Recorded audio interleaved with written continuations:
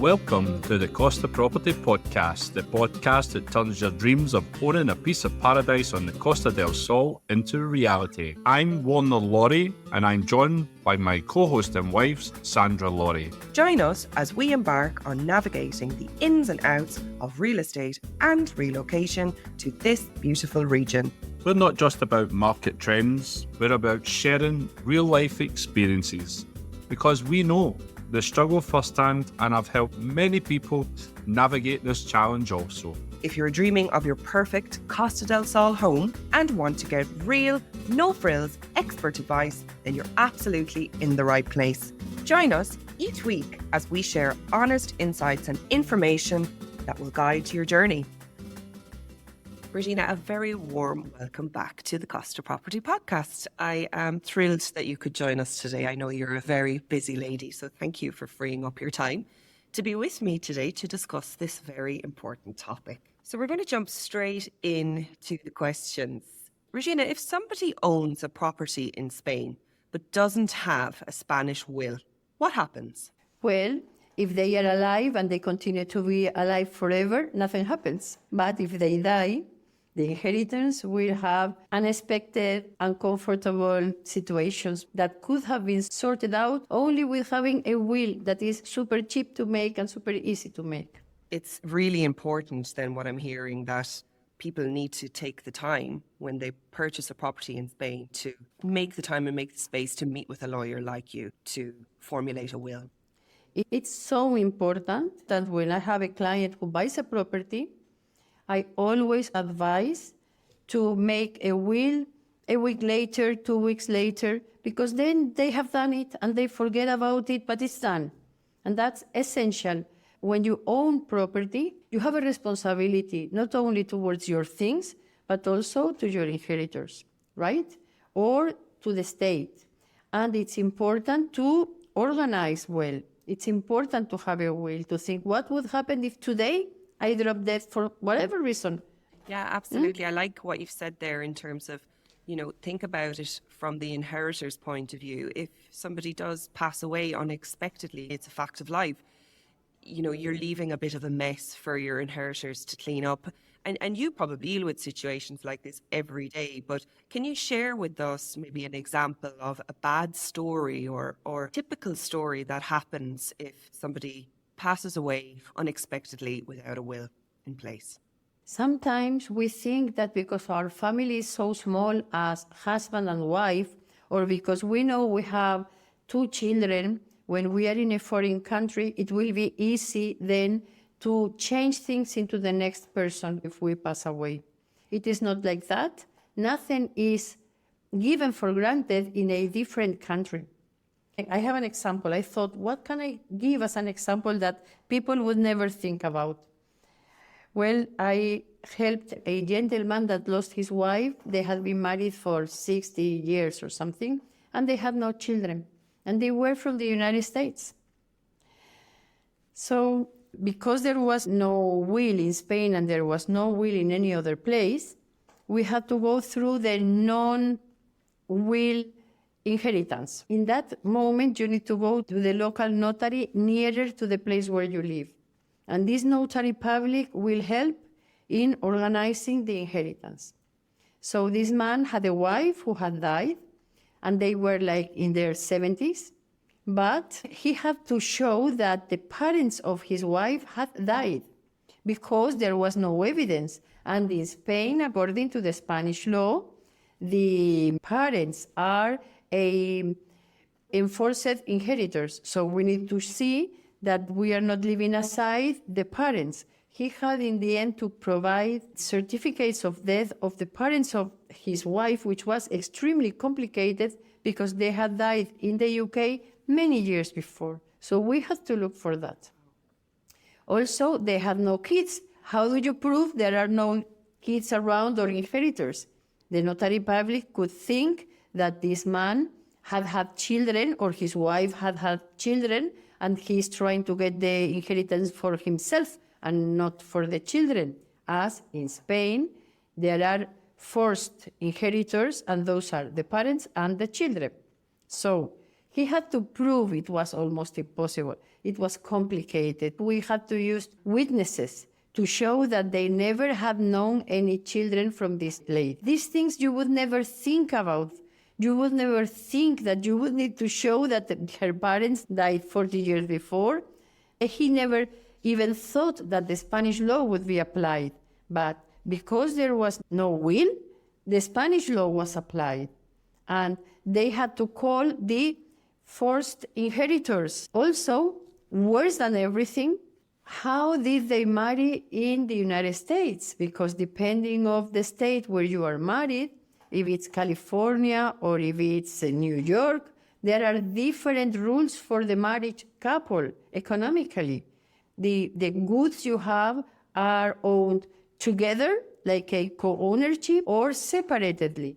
Now, this affects also the inheritance in Spain. It would have been so easy for them when they bought their property to say in a will, my name is so much, ta-ta-ta-ta-ta. My parents died, and then you don't need to 5 months trying to see how to prove it, right? We have no children, as easy as that. And we were married in New York, and therefore each of us owned their own share of the property. Only by stating this, and I have been married since on the date, whatever, with my husband. And then when she passed away, he would have been able to inherit in 1 week. He was saying, but I was married, I don't know, in Massachusetts. Okay, then we needed to get a certificate of law stating which is the law applied to that married couple if they join property, separated property. We needed to have someone in the United States to make a certificate about it because the American consulate wouldn't provide us with this certificate. It took us about 1 year and something, and it was extremely expensive. Yeah. By the time we had everything, the time to pay the taxes had gone, and he had to pay on top of his taxes a penalty because he didn't get on time. So it doesn't worth it. So extremely expensive, extremely time-consuming, on top of a grieving process. Stressy. Yeah. Stressy. You don't want that. He was devastated. He had been all his life with the same person, with his wife. He was devastated. No, absolutely. And thanks for sharing that. But I think you've hit on another really valid point. Like, families can be complicated, right? And we don't know the relationships between family members and, you know, your best friends one day, you have a conflict. What you've described in Spain is there's very clear rules around who inherits, but maybe you don't necessarily want your parents or your children to inherit something if you pass on. So it makes sense to also spend the time to compile your own will so that you're really clear on what expectations you have when you pass on. Because, you know, we all hear stories about conflicts within families. I know people don't like to think about death and they don't like to think about making a will. But we have a responsibility to our family, to the people that are around us, to our children, to our spouse. And we can all drop dead the next second. Even if you don't own property, but you have a family, you might own property in the future. Do a will and leave very clear, stated, what would happen if I drop dead today? If your circumstances change, like you get divorced, you have more children, you make another one. The cost is very small. It's about 300-400 euros. That's it. And that is if it has to be translated. Otherwise, it's cheaper. But it is very important because then if you are a foreigner in Spain, for instance, you can choose the law that will be applied. You can choose that the law applied is the law from your birth country. So if you are British, you can choose, or Irish, you can choose that it's the Irish or the British law or the American law of the state or wherever that is ruling in your state. And that is very important because then you can say, everything goes to my wife. And that is it. Or everything goes to my husband. Or everything goes to one of my children because he's the one that needs it most and not to the others. You decide. You have the power to decide. But if you don't take that minute to think about it, there is no way that you can prevent them to go through a bureaucratic hell, I think. Also, when you think about these things, you need to think simple. Many people do it on the other side. They make complex what it's easy. If you go, you are not there. You cannot take decisions. You cannot say who is going to get the dog out when it's raining. You cannot control the future. Only who is going to get things moving, who is going to be the owner of your assets, who is going to organize, but in a very simple way. If you are a foreigner in Spain, you don't need to think about the complicated structures you have in your country, like trustees, or if a child will be underage, let's have a group of people deciding what to do with it, because in the end, everyone will earn money with it, and the child will be without anything when he gets the money in the end, right? Everything will be fees and will be complications. Be clear, my wife and then my children, without any more trustees, any more stories, or my children and children are underage, name a person that will be in charge of the child if your spouse doesn't survive you. Something simple. That will help a lot your family to continue when you are not there to help. Amazing advice.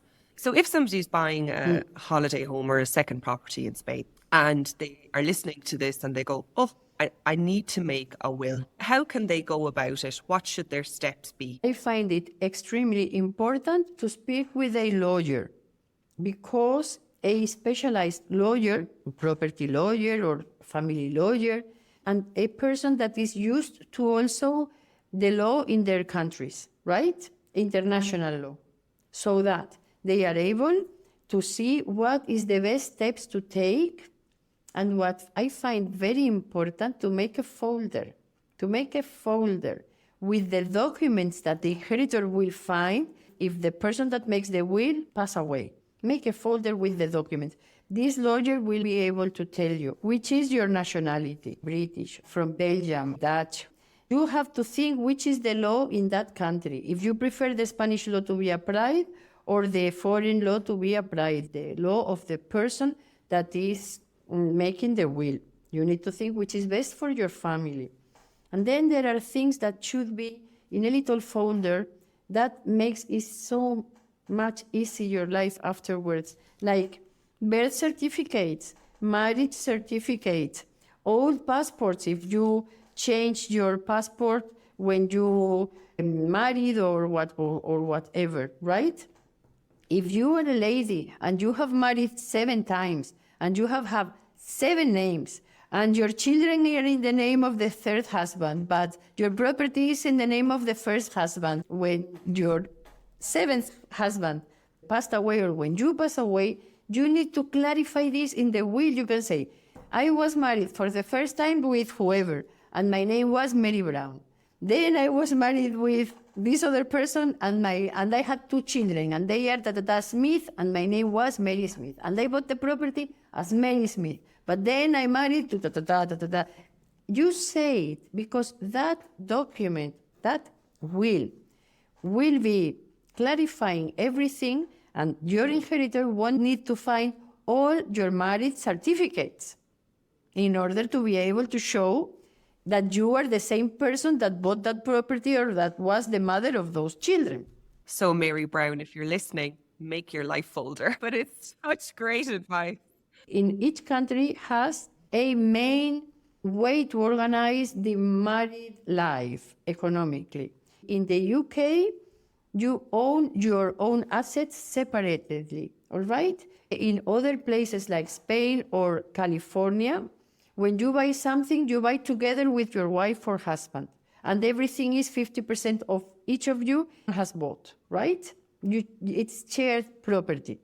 So it's important to have a certificate of marriage to say where you were married, to know what is the rule, the economic rule for that marriage.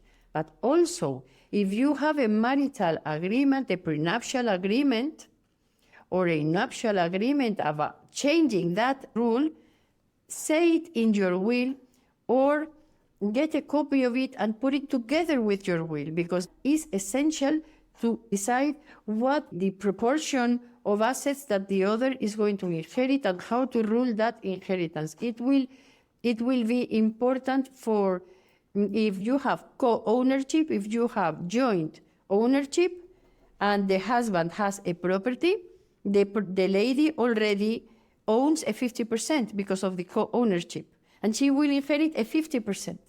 If she inherits a 50%, the taxes will be for a 50%.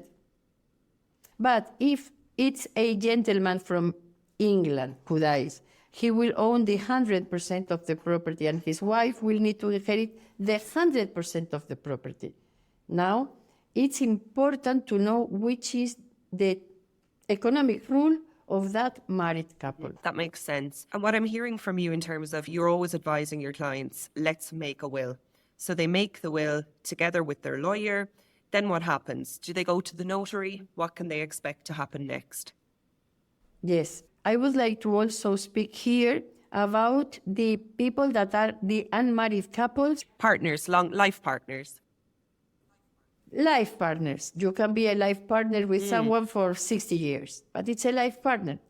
Many of my clients are life partners because otherwise they would lose their pensions or things of the kind. They live together simply, and they own a property in co-ownership. And when one passes away, they haven't done any kind of documents. And then the person that will inherit will have to pay as if they are not family. And they will pay an awful amount of money to inherit the 50% of the property where they are living. And that causes a lot of problems economically to the person, right? There is a way to avoid this.